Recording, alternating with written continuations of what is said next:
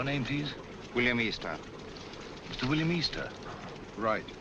Your passport, please. Do I have to go through this rigmarole every time? Regulations, sir. Beastly nuisance, I call it.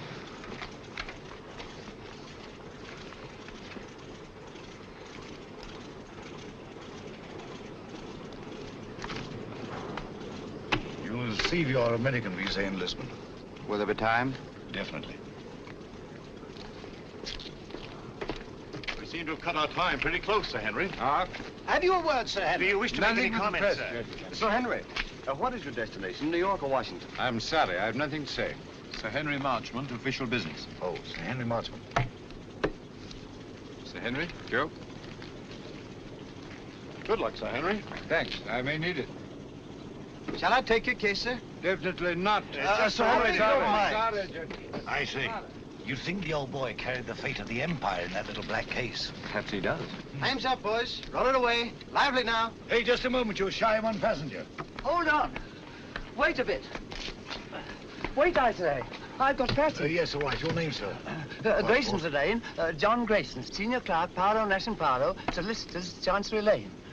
You've got it all there. Everything quite regular. Sorry to delay you. Missed the bus. Had to take a taxi. Fearful nuisance. Yes, sir. Hop aboard, will you? We're late now. Thanks. Thanks awfully. Sorry to delay. Thanks awfully. Right-ho, boys. Roll it away. Excuse me, sir. Awfully sorry. Quite all right. No sense of balance. None whatever. Thanks. Clumsy of me. No sense of balance. That's what it is. Effect of the inner ear, I fancy.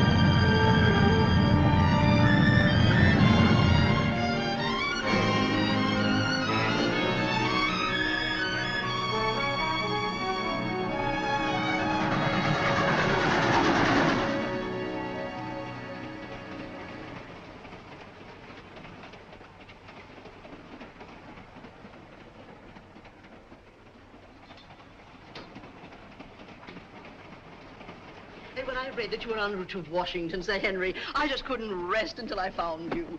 Now, do you know, when can you dine with us? Very kind, Mrs. Jellison. I'll put you first on my unofficial list. Oh, I have a much better idea. You must let me put you up during your stay. Thanks very much, Washington but- is so crowded. I'll put you in the blue room. Come in.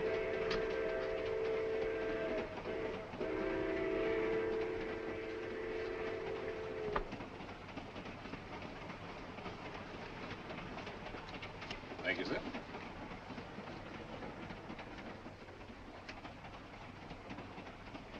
But if Sir Henry isn't the one, who is? I don't know. But the head received a cable from London tipping him off. It's up to us to find the real British agent before this train reaches Washington. Yeah. Whoever's got the document will be protected there. If Sir Henry isn't carrying it,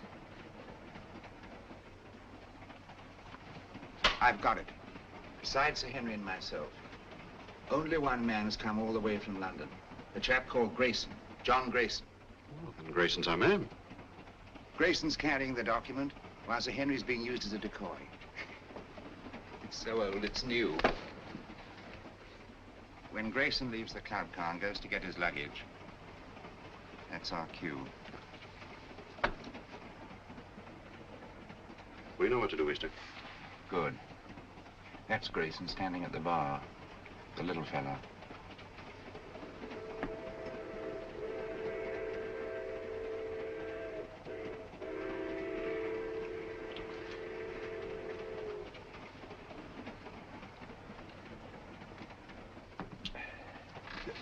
Excuse me, sir. Don't give it a thought, brother.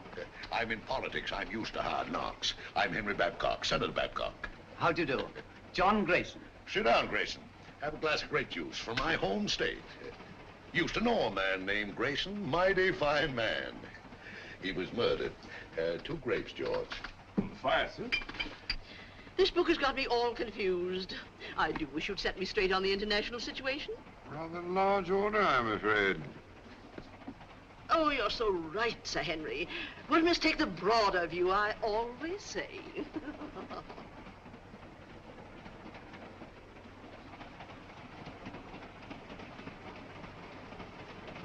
Another grape juice, Grayson. You can't have too many vitamins, I always say. Thanks, Senator. But if you don't mind, I'll have a whiskey and soda. Why, sure. George, bring him over, will you? Yes. Let's get a chair. I was built for comfort.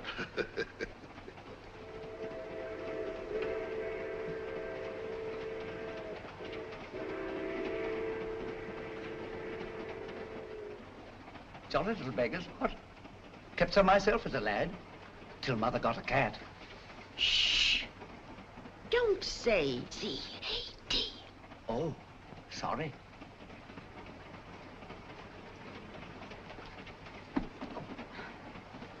Permit me, ma'am. Oh, thank you. Very kind, I'm sure. Pardon me, sir. Here we are. Porter. Yes, sir?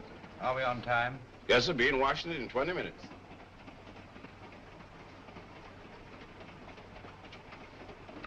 By the way, Grayson, what's your line? Line? Yeah, what business you in? What's your racket? Oh, I represent a London legal firm, Paolo, Nash & Paolo. Paolo. I used to know a man named Paolo. No, it was Marlowe. Couldn't have been the same fella. No, I suppose not. I've been making a tour of my state, getting the opinions of the home folks, taking a lot of their ideas back to Washington. I'd like to hear more of your activities, Senator. Give me your address, sir, and I'll have all my speeches mailed to you. You're quite too kind, sir. Sorry I have no card.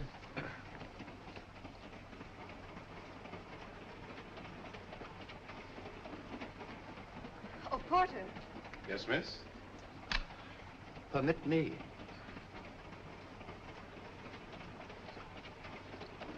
Thank you very much. Not at all.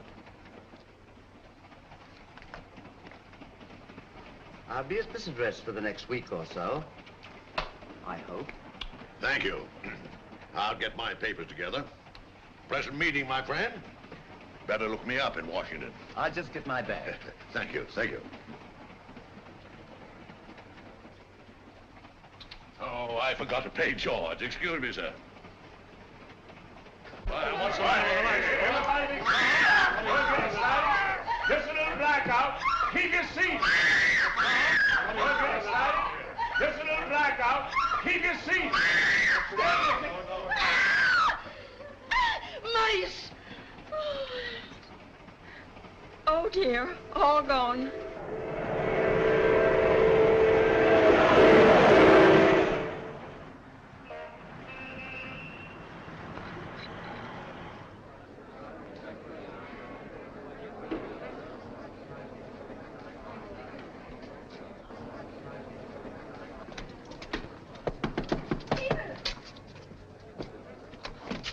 Nancy, darling. I didn't dream you'd be able to meet me. George. I got leave. Oh, darling, that's wonderful. Just 3 days. Oh, that's awful. We haven't a second to lose. First thing I did As I was saying, Sir Henry. was get this. Oh, honey. This finger. Well, I haven't had much experience. Look, day after tomorrow, your aunt's giving us a reception. Until then, you and I are going to be a couple of busy people. Oh, I beg your pardon.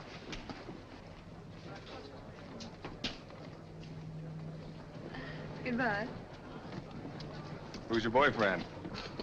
You needn't worry. He just lit a cigarette for me.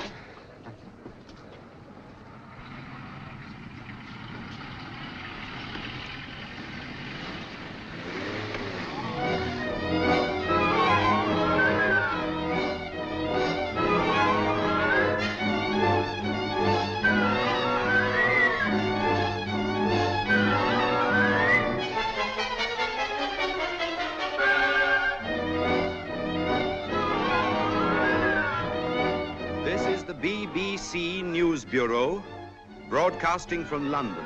At this time, we present our regular morning summary of the news.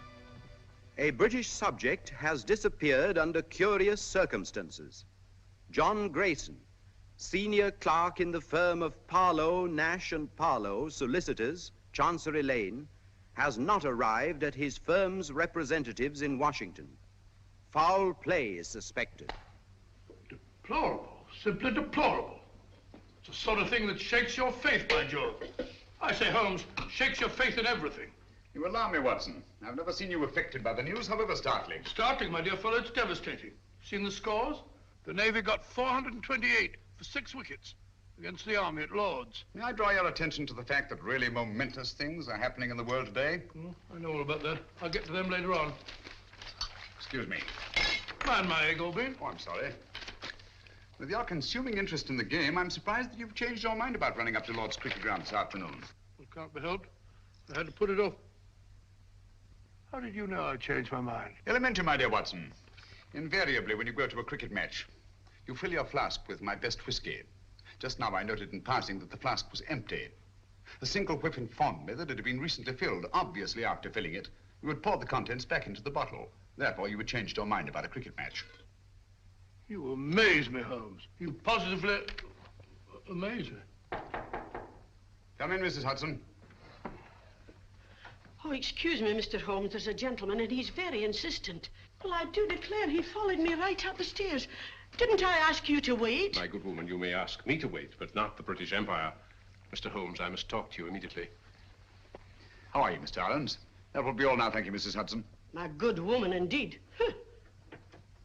Arons? I seem to know that name. Don't tell me, my dear Watson, that you don't recognize Mr. Arons at the Home Office. Oh, yes, of course. I knew you the moment you came in. How are you, Arons? How do you do? Did you see what the Navy did to the Army at Lord's yesterday? All right, Watson, go on with your breakfast. Bad show. 428, 6 wickets.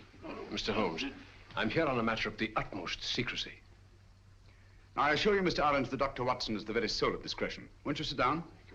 By the way, Watson, please be so good as to keep tapping on the table with your knife. Tapping on the table, Yes. It will break the wavelengths if by any chance there's a dictograph in the walls. Oh, really? Cigarette? No, thank you. You can stop now, Watson. Well, Mr. Arons, I take it you've called on me in connection with the kidnapping of John Grayson in America last night. Oh, yes. Yes, exactly. Grayson was carrying a document of a very confidential nature. Indeed. Its contents are of such great international importance that I am not at liberty to reveal them. But if that document falls into the hands of the enemy, I can only say it will be absolutely disastrous for this government and our allies. For that reason, we did not wish to transport it to Washington in the usual way. So a regular King's messenger, Sir Henry Marchmont, was dispatched. Not carrying the document, of course. That's right. Sir Henry was a sort of... sort of red herring, shall we say? Precisely. Mm-hmm. The document was actually entrusted to a reliable but insignificant man in our Secret Service. On his arrival in Washington, he was to make himself known to Sir Henry and deliver the document. Now, not even Sir Henry knew that this man, Pettibone, who traveled under the name of John Grayson, was the real messenger. Pettibone? Yes. Alfred Pettibone? Yes. Good man. None better. I've worked with him often. I hope you may be able to work with him again. But he's completely disappeared. He's vanished, gone, without leaving a trace. I can see the possibility of serious ramifications in his disappearance. Exactly. So far, we've been able to keep the knowledge of our loss from both the American and British public. Holmes, you must retrieve that document before it can be used against us. Of course, the Washington police have been notified of Grayson's disappearance, but even they don't know that he was carrying the document. Now, that's about all the detail I'm at liberty to give you. Well, if they've got Grayson, that is Pettibone, they must have got the papers. Not necessarily, Watson. It doesn't follow because they've got the man, they've got the document. What form was this document in? It was typed on 2 sheets of legal paper. 2 sheets? That's too bulky to swallow. And dry, Watson. Fearfully dry. Especially legal papers. Well, whatever shape the document was in, I trust Pettibone to get rid of it before anyone could lay hands on him. The document must be found before it falls into the hands of our enemies. I'm here on behalf of His Majesty's government to urge you to find it. That means going to Washington, of course. With all possible speed. A bomber is waiting for you at Croydon. Goodbye, Dr. Watson. Goodbye, sir. Goodbye, Aarons. Goodbye, Holmes. Good luck. Thanks very much. We're relying on you. Well, Watson, we're off to Washington at once. America? I say, that's exciting. I've never seen a game of baseball. Let's go and start packing at present day. First, I'd like to take a look at the home of Alfred Pettibone. Come on, Watson.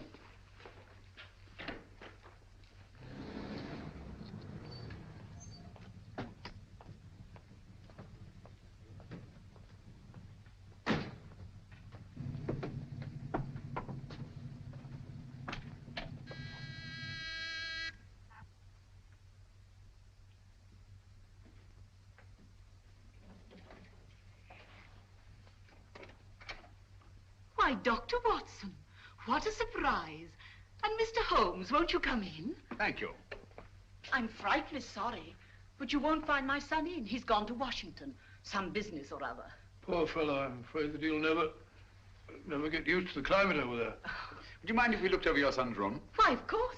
It's upstairs. Thank you. Some friends tell me it's very, very muggy, very sticky. So I had a letter from Philadelphia the other day. Find his room in a dreadful pickle, Mr. Holmes. Quite ripped he is. If I as much as put my nose inside. As if I cared anything about his silly old collection.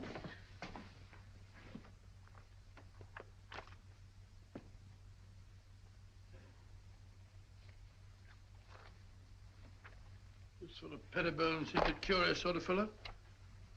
Sort of collector of collections. Postage stamps. Military buttons.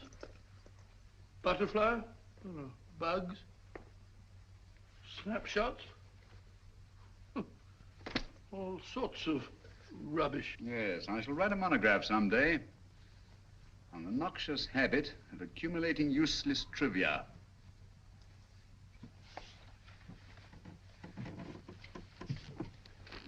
Please be so good as to stop pacing, Watson. You distract me. All right, all right.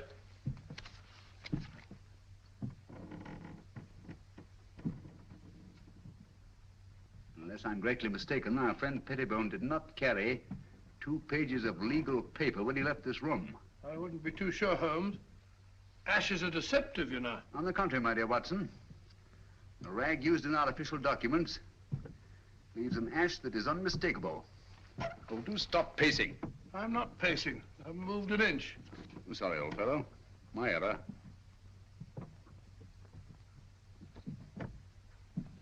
Must be Mrs. Pettibone.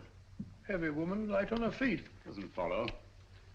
Our friend seems to be quite a camera enthusiast. What's this? Cook F1.5. That's a very fast lens. F3.5. Summer. Copying setup. American match folders. That's right. USA. Now, why would Pettibone want American match folders in his work? And a microscope. Most interesting. Oh, what's this? Watson, this microscope was last used for examining microfilm. I'm beginning to see the pattern. Stop now. Did you know that the letters of our soldiers overseas are being photographed on microfilm so that one carrier pigeon can carry the equivalent of 18,000 letters? Oh, really? We had a carrier pigeon in the last war. Back in 1915, belonging to the Brigade Signal Corps. Did you? Yeah, the poor bird kept flying round and round in circles all day long. Found out later on that it was cross-eyed. Tragic thing. Hmm. Huh? Perfectly true. Where are you going? Huh? Oh, dark room, huh? This is what I was looking for. Huh? This projector magnifies tremendously anything placed on the slide, like this piece of microfilm. Understand? I can't say I do exactly, no. Wait a minute. I'll show you what he's photographed.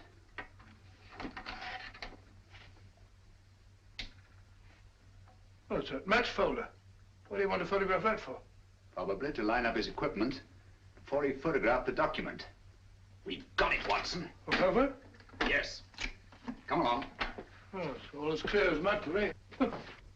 Just as I thought. This document has been reduced to microfilm to make its concealment possible. Alfred Pettibone is a most ingenious fellow. A bulky document is obviously difficult to conceal. But 2 pages of a state paper, photographed on microfilm, would be reduced to a size no larger than a halfpenny stamp. Slitting a match folder with this razor blade, Pettibone placed the now minute document inside, stuck it together again, and there he had it. An American match folder, rare in London, but completely inconspicuous in the United States. Do you mean to say we're off to America just to look for a match folder? It's a big country. A big country, Watson. And a small match folder. Come along.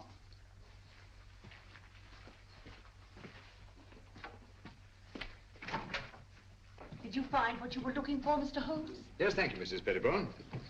By the by, you haven't been up on the roof in the last 20 minutes, have you? Why, no. What made you think... Well, we distinctly heard footsteps. Nonsense, Watson. It was the house settling. Gracious, yes. Such popping and groaning. We're quite used to it.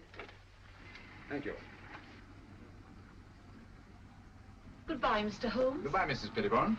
Goodbye, Dr. Watson. Goodbye. So sorry you missed Alfred. I'll tell him the minute he gets back. Gets back? Oh, yes, of course. Well, goodbye again, Mrs. Pettibone. Just a minute, Watson.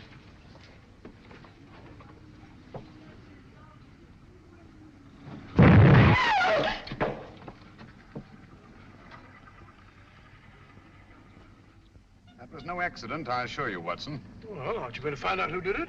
Time's too precious now. But at least I know they've learned of my entry into the case. They? Who are they? The same group that took Alfred Pettibone off the train on his way to Washington. A group that will stop at nothing to get their hands on the document he carried. Their leader is a clever, resourceful criminal who seems to have sources of information from everywhere. Oh, that means a worldwide organization. Who'll stop at nothing, you say? Quite. That's why we must get our bags and ourselves aboard that bomber without delay. We're opposed by an adversary worthy of our best efforts. At present, he has all the advantages. Even that of being only a merciless, nameless shadow. Think of it, Watson. In a few hours, we'll be flying out over the Atlantic.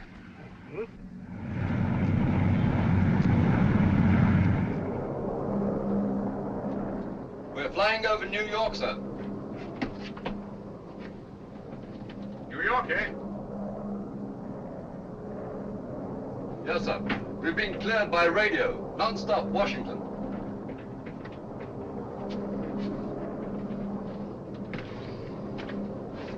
What is that book that so engrosses your attention, Watson? A book on the quaint customs and manners of America. We must be halfway across, and I've only got to page 37. For your information, my dear fellow, we are now flying over New York. Flying over New York? Gracious me. What do you think?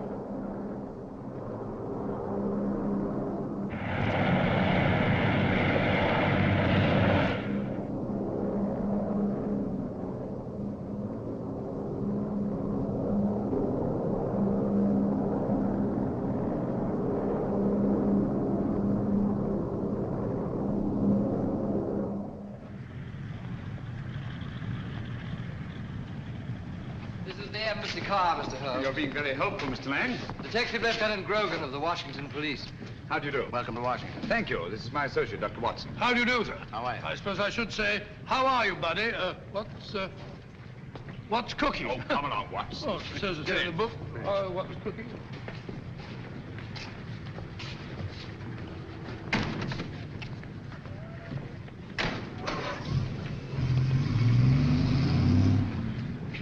Grogan had charge of investigating the Grayson case for the Washington Police. Any new developments, Grogan? None, Mr. Holmes. We're glad to let you have our complete file. And, of course, we'll cooperate in every way. Thank you. I shall appreciate your help. Especially as I'm unfamiliar with your country. Oh, yes, of course. This is your first visit. Oh, there's the Lincoln Memorial.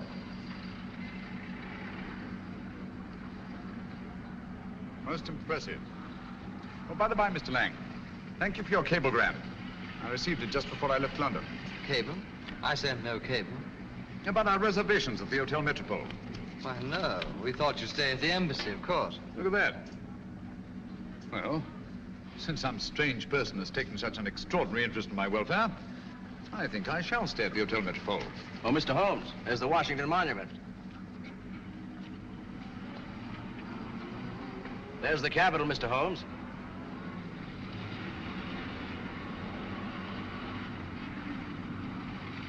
Magnificent.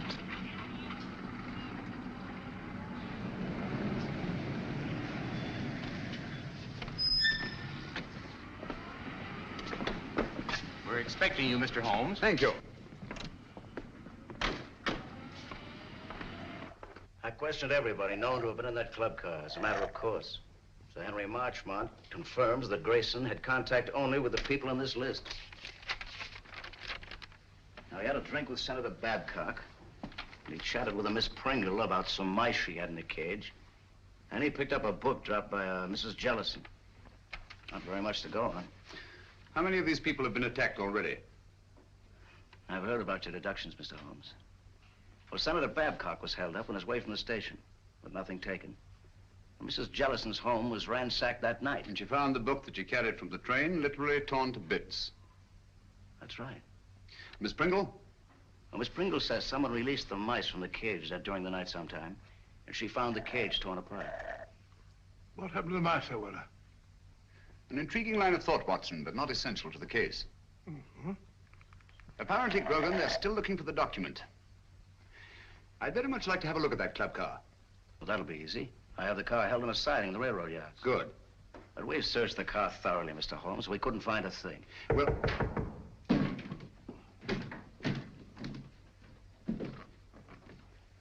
What are you doing? What's this? Mr. Holmes, your trunk.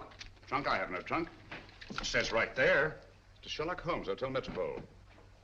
How was this trunk delivered? An expressman brought it, sir. What's the name of the company?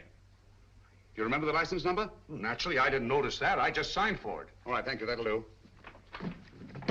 Well, this trunk's not locked.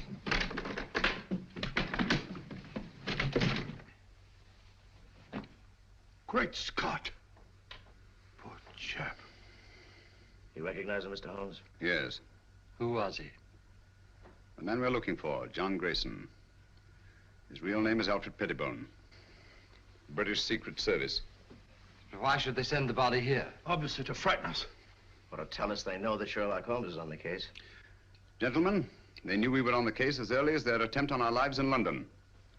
They're much too intelligent to believe that a corpse would frighten a trained detective. No, I rather think they intend this as a message. And they wanted to be sure that I'd be here at the Hotel Metropole to receive it. Message? What do you mean? They want us to believe that they found the document. And therefore have no further use for Grayson. Well, if that's true, then we're done for. I'm not so sure that it is true, Watson. If they have the document, why are they wasting time sending me this? No, it's an attempt to throw me off the track. Grogan, you've a police laboratory, of course. Certainly. I'll see what I can find out about the body. Yes, whatever marks it reveals. And the trunk. A microscopic examination.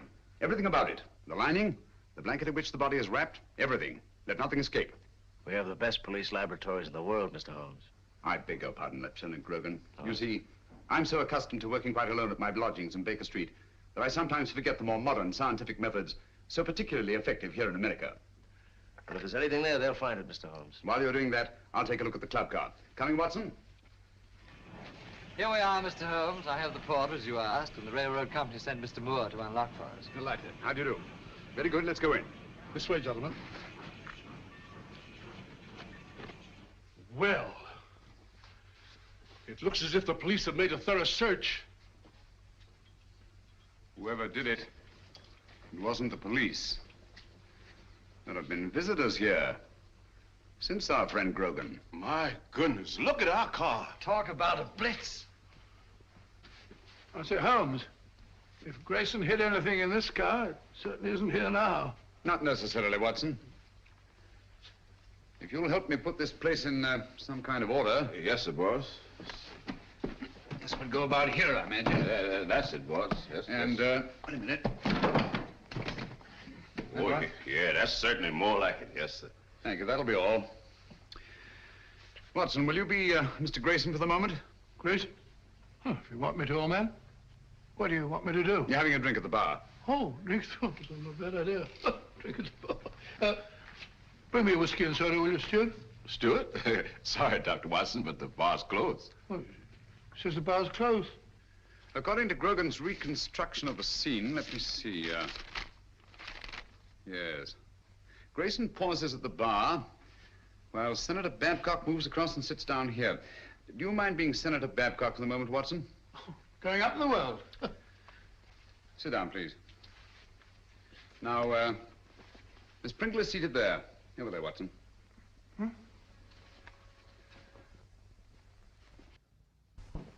Now, Miss Pringle. That's right, the mouse woman.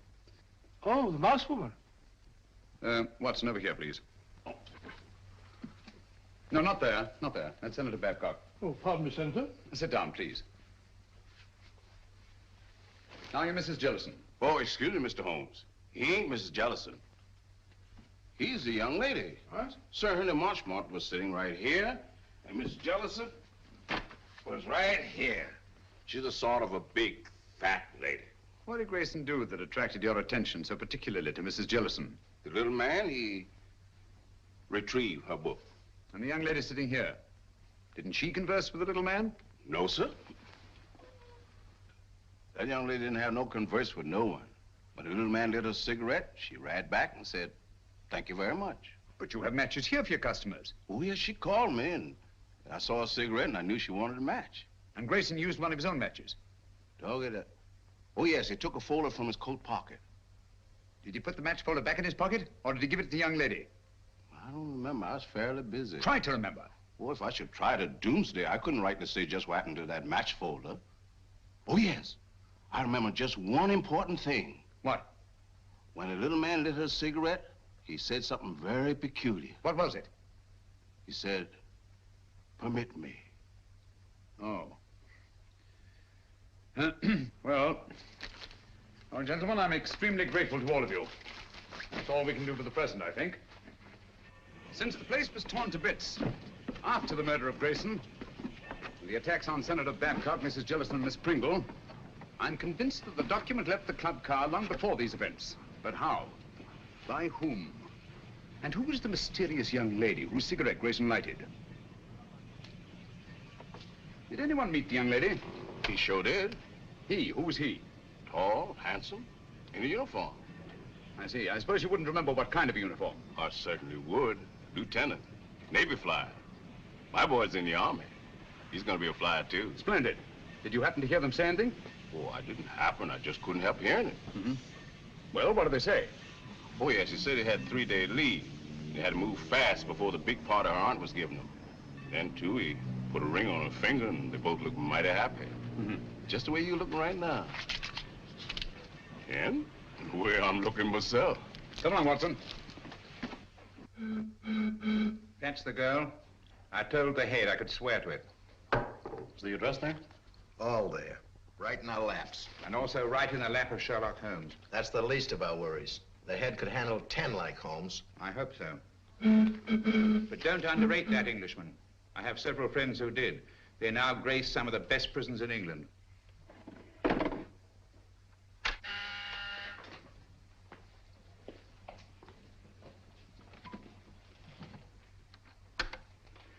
Yes, sir? I talked to the catering company. It's quite all right.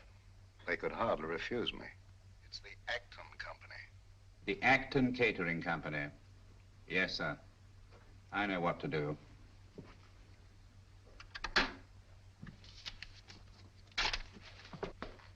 Hop over there. You're going to work for the catering company. Right. When you get in the house, find out all you can. Katie. Yes? You're to go as a guest. Will it be safe? It'll have to be. I'll try and get in the girls' room. Unless you hear from me, carry on as we planned. Flash Gordon. Seems a very capable fellow. Sports pages. These Brooklyn fellows seem to be arguing with the umpire. Story thing. What are you eating, Watson? Gum? Oh. Put it away.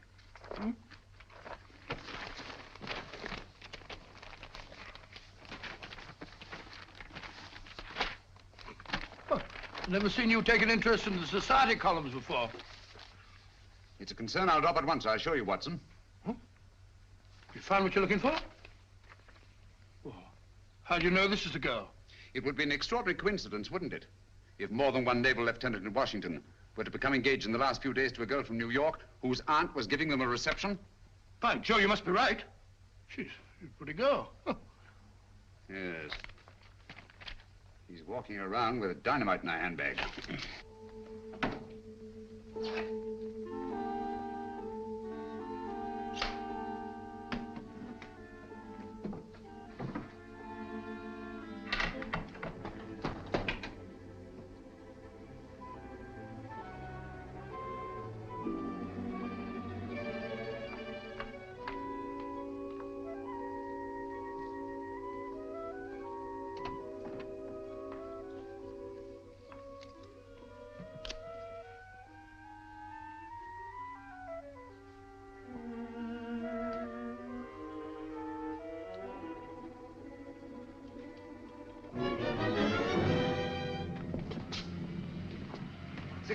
Wardlaw Place.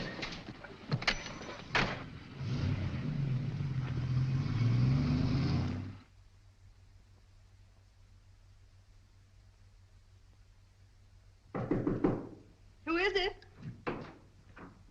Me, Pete. You can't come up here. I did, though. One get you two. That party's gonna be awfully dull after this. Let's not go. Let's go away and get married. You've only got one more day. That's an idea. No, we can't do that, Danny. I'll tell you. Let's sneak a look at the new apartment. It was awful sweet of Auntie to give us the whole floor of this house for our apartment. The least we can do is let her have the fun of showing it to us. Okay. Let's face the party.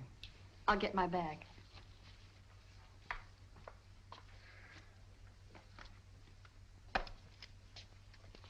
Thank you. Oh, no, you don't. That's the way I got them.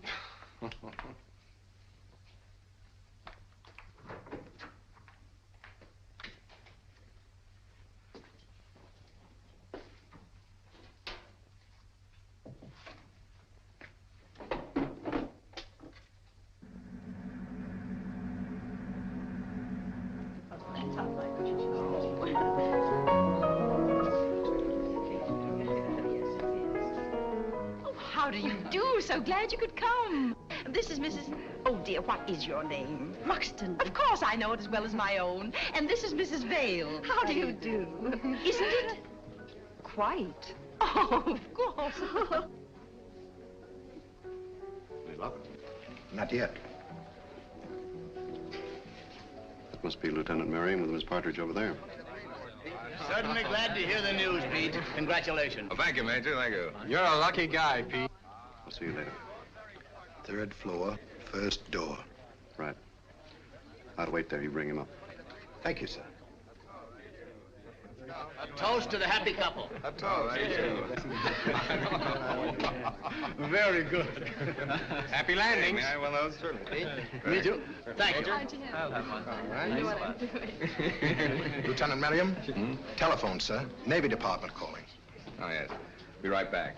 Lead on, McDuff. This way, sir. Matches? Match me, darling. Dig them up. Thank you. Oh, Pete, hold it. You can keep them, Major. Oh, thank you.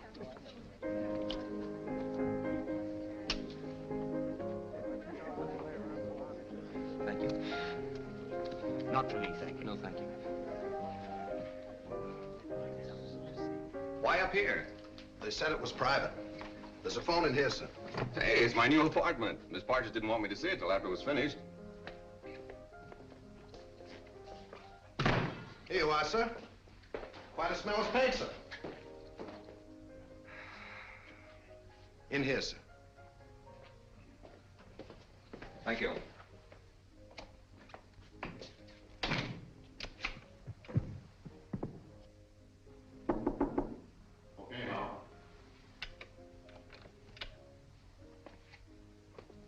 We should get some action, Sir Henry, with Sherlock Holmes in Washington. Yes. I don't mind telling you I'd give anything to get my hands on that document. Yes, I know. Or at least know that it's in safe hands. Thanks. Engaged today and married tomorrow. No, thanks. Have have you a match? Miss Partridge? Yes? Lieutenant Merriam asked if you would come to the new apartment. But he's not supposed to see it yet. The new apartment? He must think you're already married. Yes, I don't dare let that man out of my sight. Excuse me, will you please? Surely. Oh, I'm so sorry. May I? Thank you.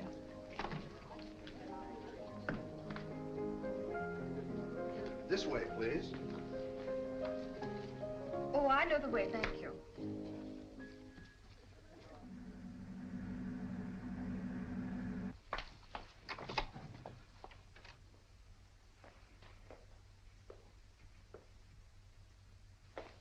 Peter, where are you?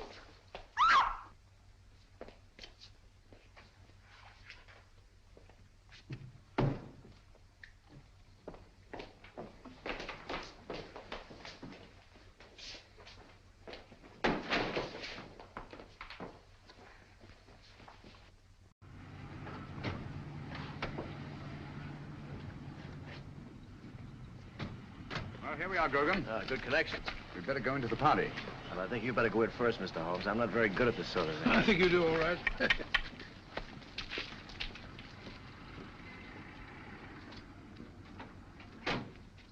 The only possible explanation. Mrs. Partridge, forgive my intruding, but is your niece the kind of girl who would just disappear in this manner of her own free will? Well, ordinarily, of course not. But the girl's in love. In love? Well, of course, if they're in love, that's... Even so, they'd naturally tell you of their destination. Really, I've no idea. Oh, but they'll be back here again tomorrow. You see, I prepared an apartment for them, an entire floor in this house. By the by, Mrs. Partridge, I gather the rug you ordered for the apartment was not entirely satisfactory. Oh, those tiresome workmen. I told them not to come in here this afternoon, but they did. And walked out with the rug, which they no doubt informed you had been sent by mistake and would be replaced tomorrow. Yes, but however did you know that? Show me the apartment. Yes, there were two rugs there. One for the living room and one for the dining room. All your workmen wear rubber-soled shoes, do they not? Oh, yes, always. Their company requires them to. Nevertheless, there have been leather heels on this floor. And a woman's heels. Very recently, I should say. Not yours, Mrs. Partridge. But recently enough, so that no dust has had time to settle in the imprints. Stay over there, please.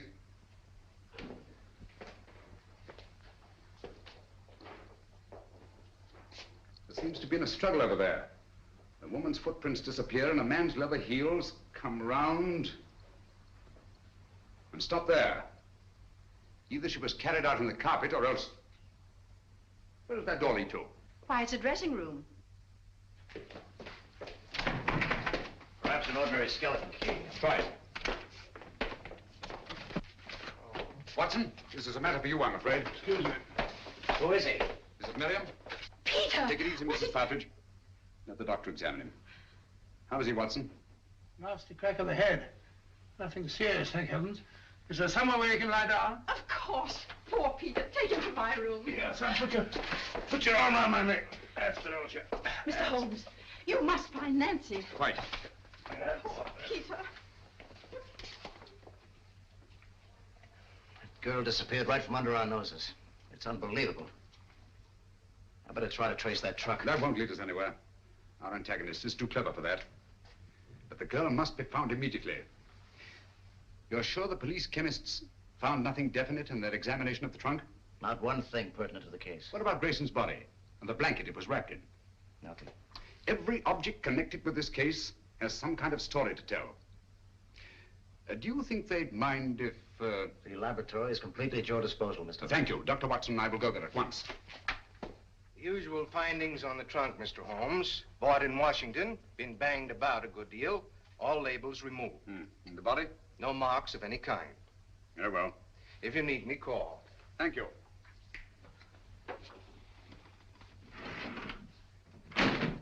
Watson, please.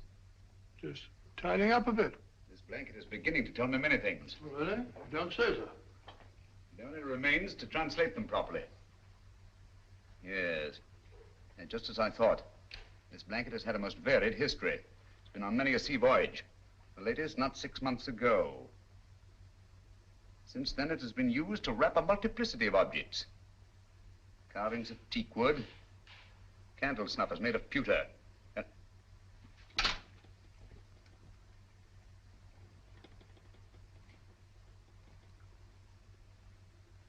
furniture. Furniture? Yes. Teak wood leaves an unmistakable stain. Pewter rubs off easily. And there are evidences of wax drippings. But what particularly concerns us, Watson, is the furniture. Most likely a chair. Louis the 15th. In yellow and maroon satin. What do all these things suggest to you, Watson? Let me see.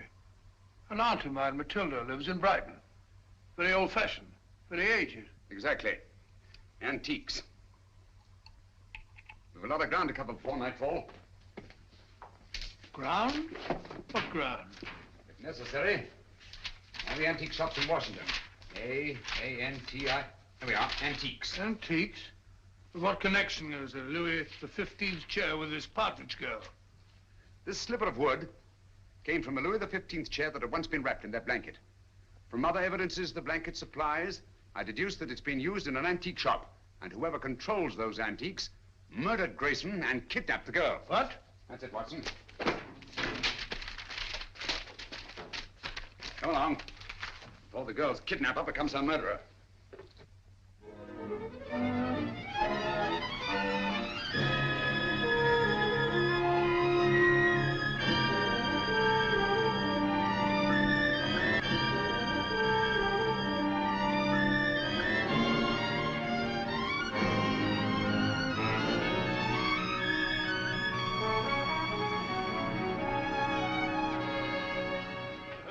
Fed up with all this shopping for antiques.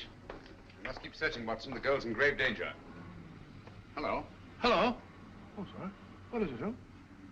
This isn't the place it seems to be. Look, Watson. Those cabinets. Obviously imitation, and yet they're priced as if they were authentic. Beware, and all that, eh, Holmes? Watson, I feel certain this is it. This is my purse. May I? Thank you. What kind of a joke is this? Oh, don't bother to answer. You can tell the police all about it. And you shall, I promise you.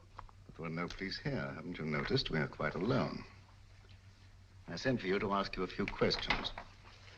You always send a rug for your guests. It was a very nice rug, Miss Partridge. It's not my idea of a method of transportation. No, I'm sorry about that, but I'm afraid it was unavoidable. But why? You've no right to bring me here like this. I've always found it wise to take what rights I can get. Miss Partridge, you have a document which I must have. Document? I have no document. It won't do you any good to deny it. But I do deny it. I don't know what you're talking about. You'll remain a prisoner until you produce it. How can I produce it when I haven't got it? But you have. It was observed that on the train you had contact with a little British agent named Grayson.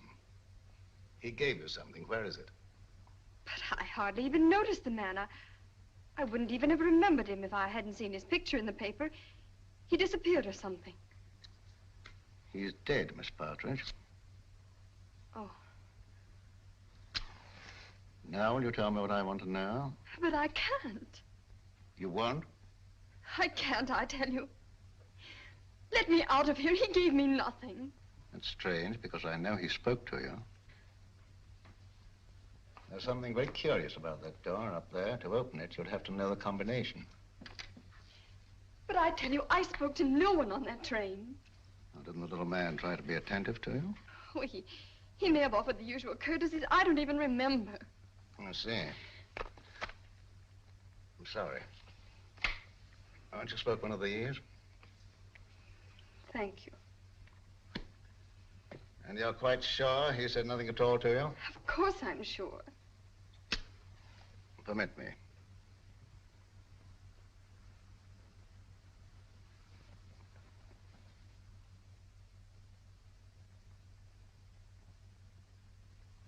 And you're certain that nothing passed between you? I'm certain. Mr. Howe, please. I must ask you to trust me with your bag a little longer.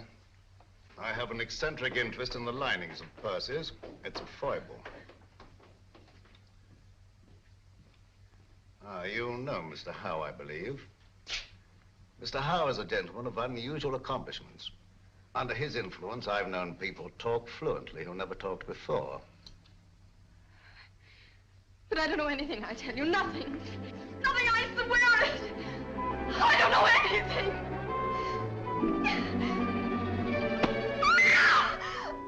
You stay out here. I'll go inside. I'll assume the character of an eccentric art collector. As soon as I'm convinced that this is the place we're looking for, I'll signal to you. And you get Grogan and bring him here on the run. But don't lose any time. An extra second may cost a life.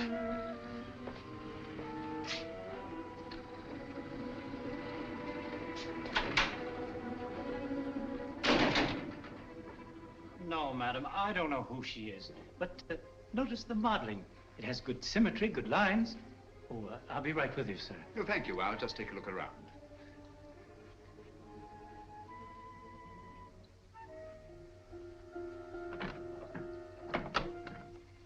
What an extraordinary cabinet. Spanish. Moorish influence. Imitation, of course. It is not an imitation, it's authentic. Oh, come now, my dear man. Ah. May I see some of these ceramics? Those aren't for sale. They're Ming vases mostly, and they haven't been marked yet. Well, that's really a very little consequence. You see, if they're genuine, I can tell to within a shilling what the international price might be. If you please, sir, there are other customers. Oh, yes, of course. Well, I'll just look around. Ah, what a very interesting collection of pewter.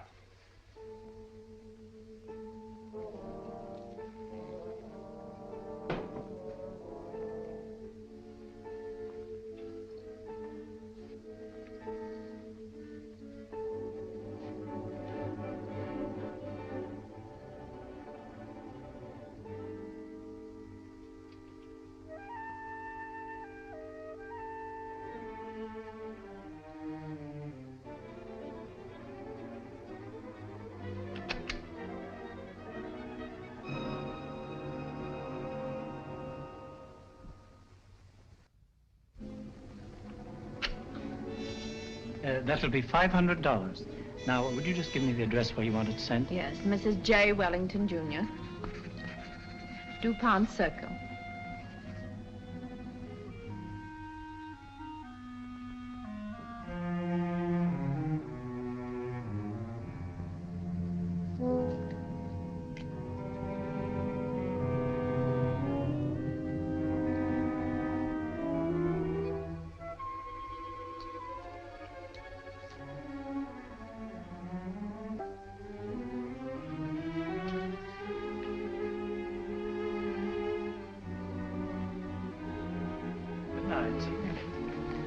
Good night.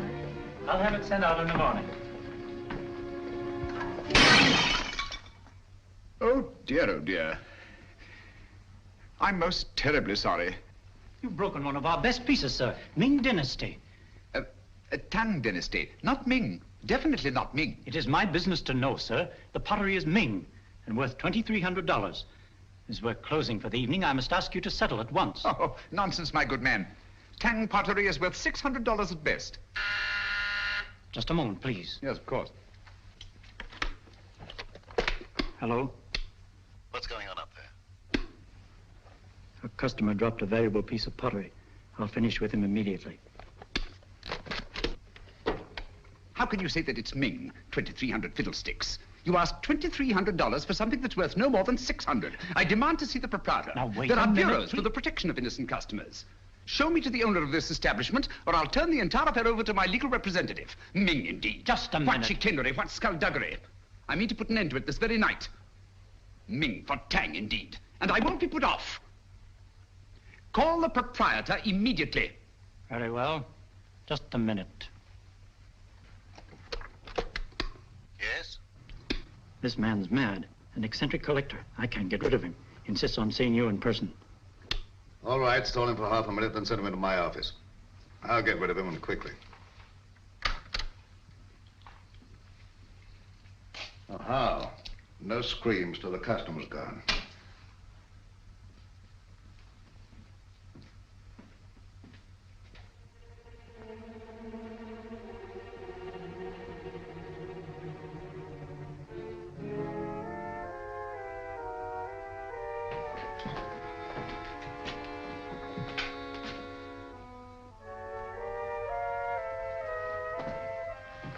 You get downstairs. Yes, sir.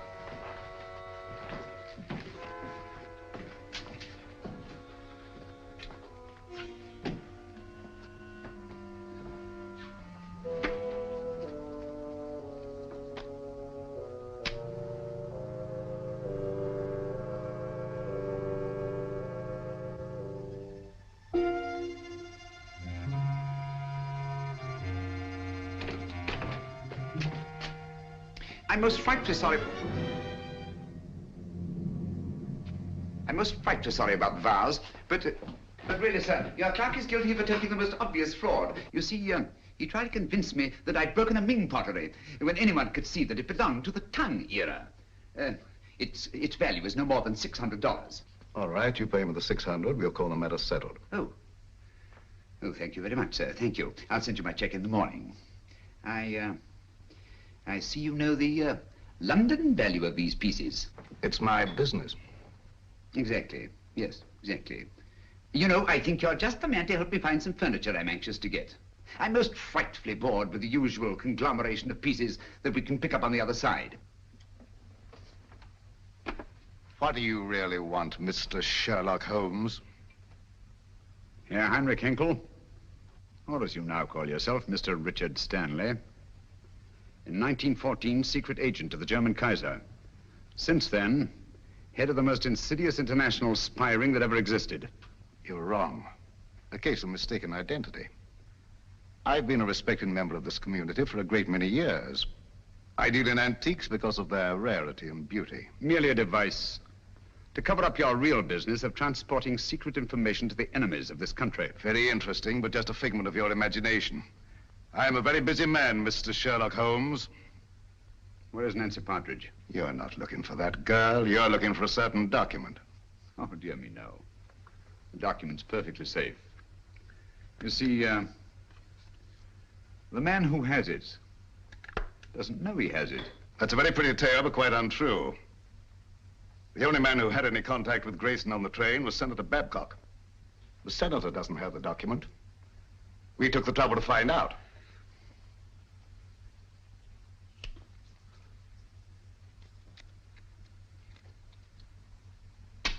Permit me. Thank you. Perhaps you've been misled by the common notion regarding the shape and bulk of state papers. They might easily have been reduced to a convenient size, you know. Say, a document no larger than a postage stamp. Postage stamp, huh? That's a very interesting theory, but not supported by the facts. And quite beside the point. Where's the girl? She's not here, of course, but you're quite at liberty to look round if you care to. Thank you. I shall do so.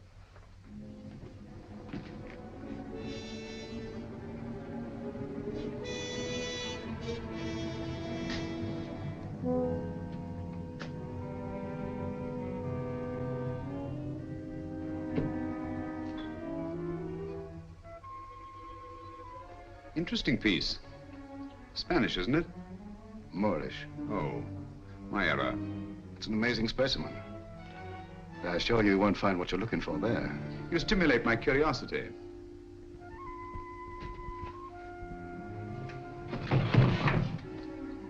This might be interesting.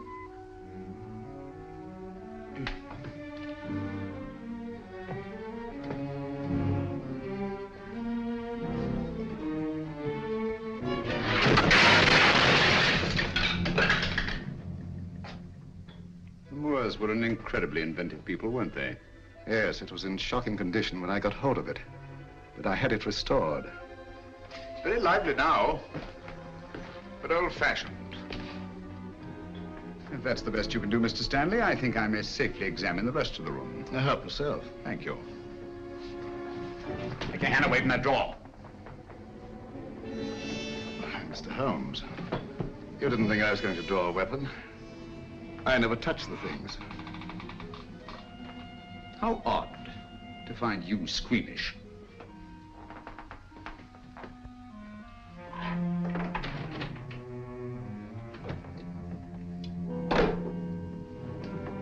That connects only with the shop.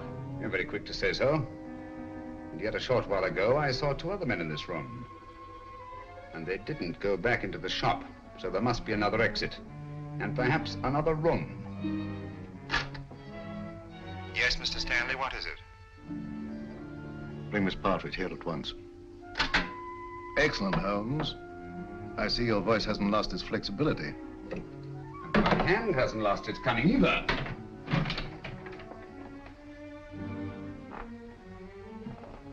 When they come here, tell them to leave the girl with you and to clear out.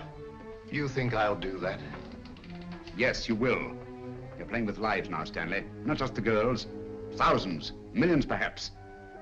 And we don't intend to let one man have that much power. Not now, not at any time in the future. I prefer you alive to face the retribution that's coming to you. But if I have to do it...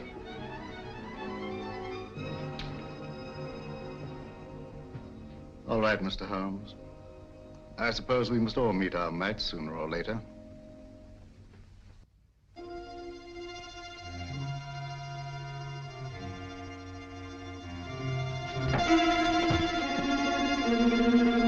That's enough, boys.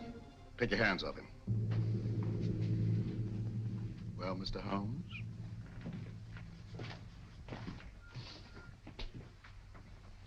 Tell the clerk to go home and see the front door's locked.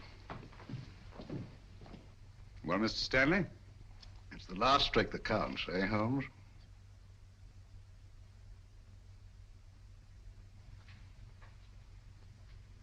I'll remind you of that later.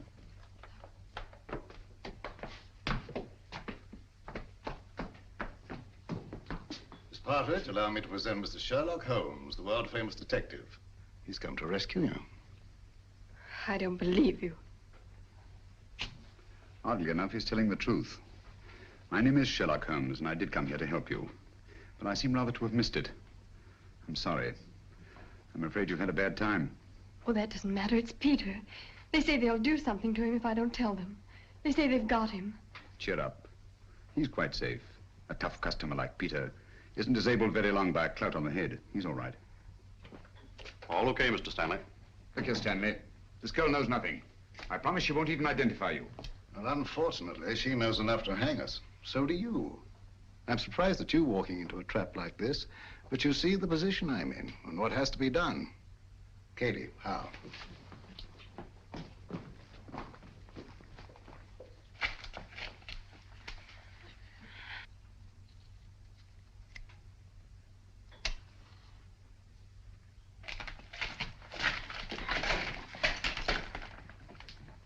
It will give me great pleasure to attend to Mr. Holmes personally. Easter, and the girl's yours.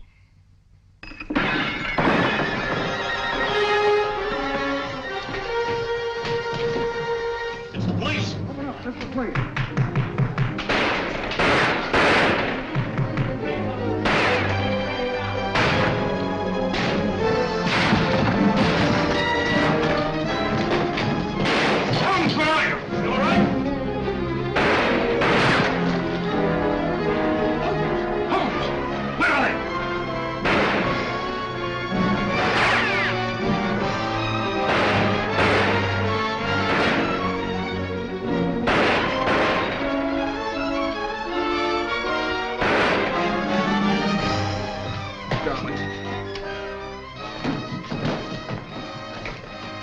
You're safe.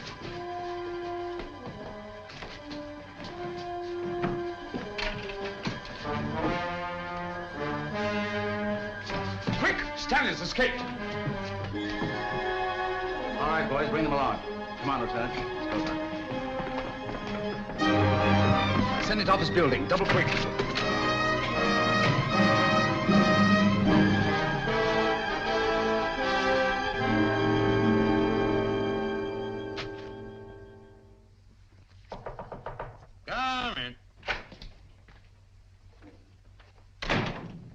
You're safe, Senator.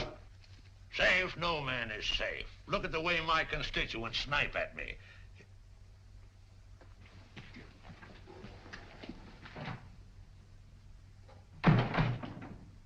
I don't recall seeing your face before, stranger. I don't think we've met. Well, that explains it. My name is Sherlock Holmes. Glad to know you, Holmes. What's on your mind? Senator Babcock, I'm here to inform you of grave peril to your life. Richard Stanley, a dangerous criminal, is now on his way here. Richard Stanley? Why, he's the most respectable citizen of Washington, has been for years. What could Stanley possibly want from me? A document. From under the stamps of a letter given to you by a chap named Grayson. Grayson? Grayson? Used to know a man. Grayson? Why, that's the fellow disappeared. Say, I got that envelope right here in my wallet. Now, what does Stanley think could be under these stamps? A secret document of grave import. Reduced to microfilm and concealed under these very stamps. Thank you very much, Mr. Holmes. That's just what I wanted to know. I might have missed this microfilm if you hadn't led me to it. I seem to have underestimated your capabilities, Mr. Stanley. Yes, Mr. Holmes. Your famous powers of deduction and observation made you very well in Limehouse or Soho. But here in America, I believe you're out of your depth. If so, the verdict of history will be severe indeed. You're nervous, Sherlock Holmes? I must confess to a marked irritation. Do you, mind if I smoke?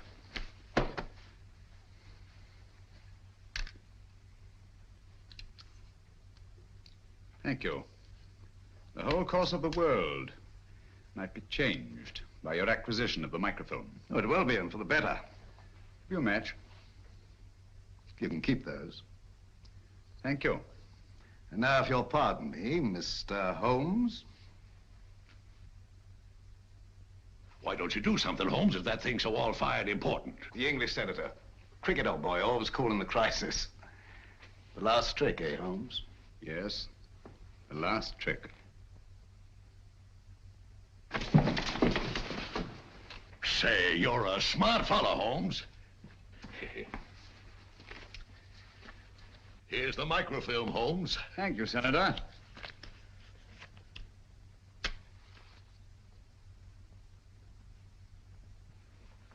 I say, Holmes.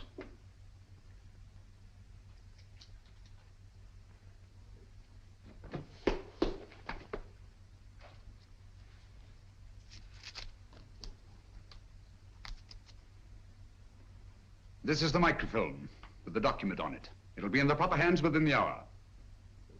As I told you, Mr. Stanley, the man who had it didn't know he had it. Come on, let's go. Well, it'll be nice to get home to Baker Street, eh, Holmes? Yes.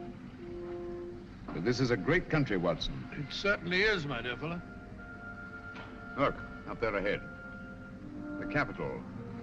The very heart of this democracy. Democracy? The only hope for the future, eh, Holmes? It's not given to us to peer into the mysteries of the future. But in the days to come, the British and American people will, for their own safety and for the good of all, walk together in majesty, in justice, and in peace. That's magnificent. I quite agree with you. Not with me, with Mr. Winston Churchill. I was quoting from the speech he made not so long ago, in that very building.